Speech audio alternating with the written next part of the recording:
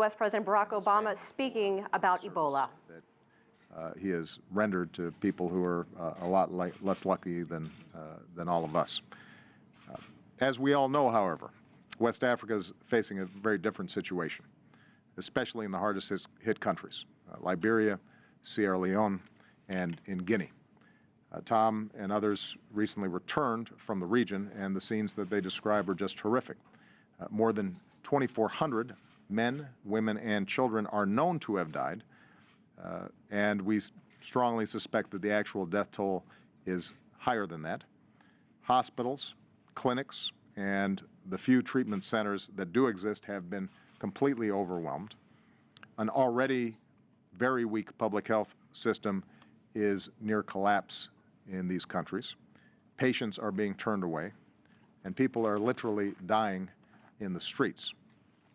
Now, here's the hard truth. In West Africa, Ebola is now an epidemic of the likes that we have not seen before. It's spiraling out of control. It is getting worse. It's spreading faster and exponentially. Today, thousands of people in West Africa are infected. That number could rapidly grow to tens of thousands. And if the outbreak is not stopped now, we could be looking at hundreds of thousands of people infected, with profound political and economic and security implications for all of us.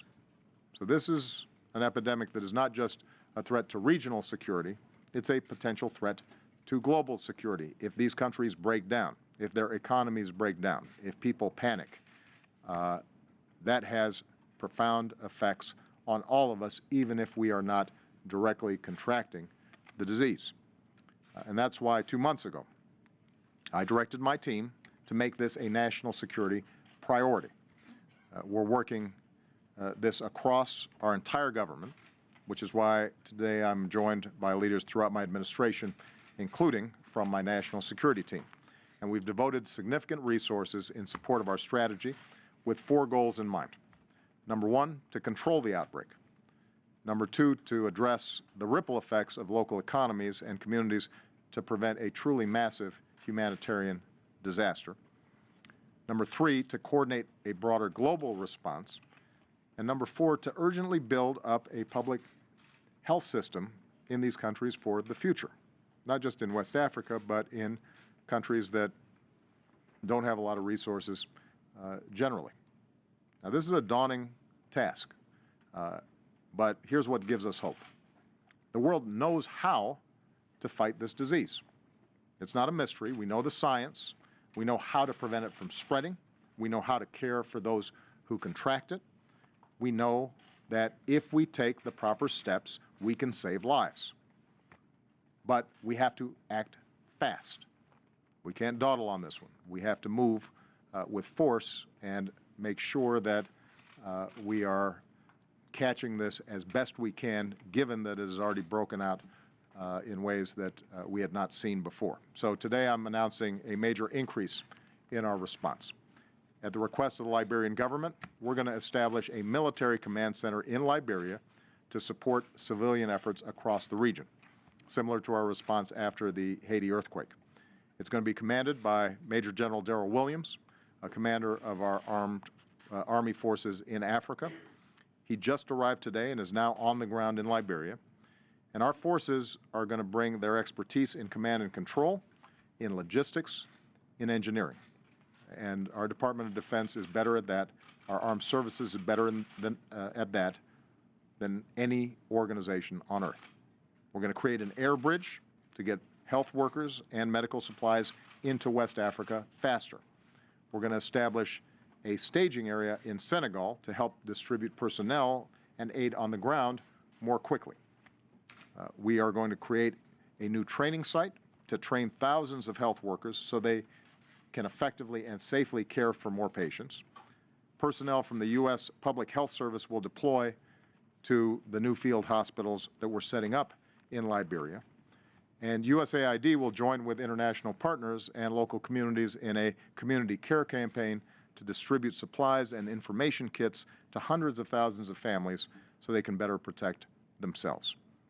We're also going to build additional treatment units, including new isolation spaces and more than 1,000 beds. And in all our efforts, the safety of our personnel will remain a top priority. Meanwhile, our scientists continue their urgent research in the hope of finding new treatments and perhaps vaccines.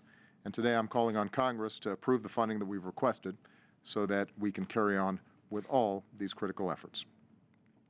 Today, the United States is doing even more, but this is a global threat, and it demands a truly global response. International organizations just have to move faster than they have up until this point.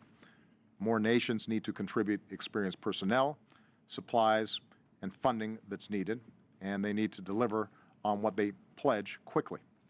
Charities and individual philanthropists have given generously, and they can make a big difference. And so we're not restricting these efforts to governmental organizations. We also need NGOs and private philanthropies to work with us in a coordinated fashion in order to maximize the impact of our response. This week, the United States will chair an emergency meeting of the UN Security Council. Next week, I'll join UN Secretary General Ban Ki-moon to continue mobilizing the international community around this effort.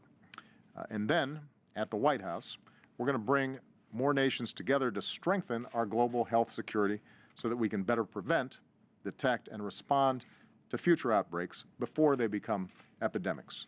This is actually something that we had announced several months ago at the G7 meeting.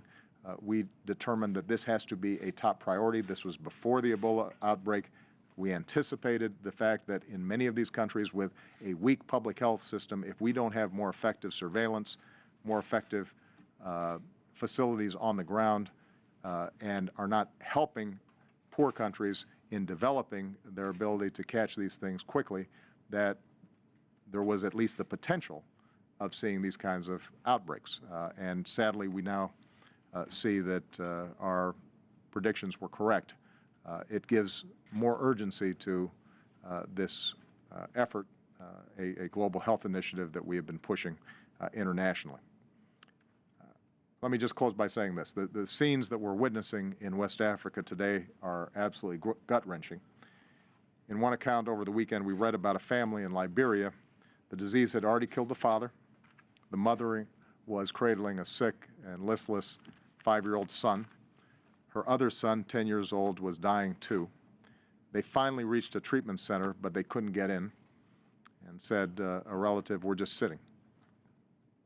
You know, these men and women and children are just sitting, waiting to die, right now. And it doesn't have to be this way. The reality is that this epidemic is going to get worse before it gets better, but right now, the world still has an opportunity to save countless lives. Right now, the world has the responsibility to act, to step up, and to do more. The United States of America intends to do more. We are going to keep leading in this effort. We're going to do our part, and we're going to continue to make sure that the world understands the need for them to step alongside us as well in order for us to not just save the lives of families like the one I just discussed, but ultimately to make sure that this doesn't have the kinds of spillover effects that become even more difficult to control. So thank you very much to the entire team that's already doing this work, and please know that you've got your President and Commander-in-Chief behind you. Thank you. That was U.S. President Barack Obama speaking live at the Centers